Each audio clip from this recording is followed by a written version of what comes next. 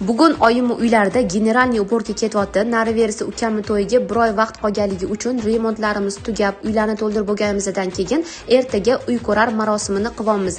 4 ta opa-singil turmushga chiqqanimizda uy ko'rish uchun oyim har doim mehmonga qudanikiga ketardilar. Endi bo'lsa Xudo xolamiz bizani uyga kelarkanlar, kelinimizning xonalarini ko'rish uchun. 4 ta qizga oyim ishlarni bo'lib bergan edilar. Bitta opacham hammamizga bir xil kiyimlar, pardalar tikkan bo'lsalar, ikkinchi opacham kelinimizning xonalarini to'g'irlab, zallarini serirovka qilib joylab qo'yganlar.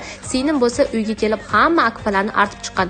Amam bo'lsa oshxonalarni, hammomlarni, sanuzellarni, ili oyimizanlarni uborka qilib, ayvonlarni tozalab qo'ydim. Oshxonani, kuxnyasini tozalashim uchun kamida 2 soat vaqtim ketdi. Sababi oyim bitta tushgan dog'i ham, izi ham quyosh nurida ko'rib, hammasini yaxshilab arttirdilar. Hammomni ham, unitazlarni ham hammasini Timsonni mo'shi sredstvalarda tozalab oqartirib yuvoldim. Qo'lga bezarar, ham hidi ham xushbo'y. Sochiqlarni bo'lsa Timsonni kapsullardan foydalangan holda yuvoldim. Kirlarga zarar yetkazmaydi, ham hidi me'daga tegmaydi, xushbo'y hid kelib turadi. Timson mahsulotlarini uzun marketdan yoki o'zligini profiliga to'g'ridan-to'g'ri kirib zakaz qilsanglar bo'ladi. Ikkita sanuzel, bitta hammomni yaxshilab tozalab bo'lib, keyin bo'lsa pollarni yuvib bo'lgandan keyin tapchan deydimi ayvonga o'tib, gilamlarni bir sidra qoqib, yaxshilab sipirib, joylarini to'g'rilab qo'ydim. Keyin bo'lsa ko'chani sipirishga o'tdim. Lekin ko'chani sipirib, asfallarini yuvayotganimni videoga ola olmadim, sababi oyim jonimga tegib ketding, hali shtativ, hali telefoningni etga betga ko'tarib yuraverib deb telefonimdan mahrum qildilar.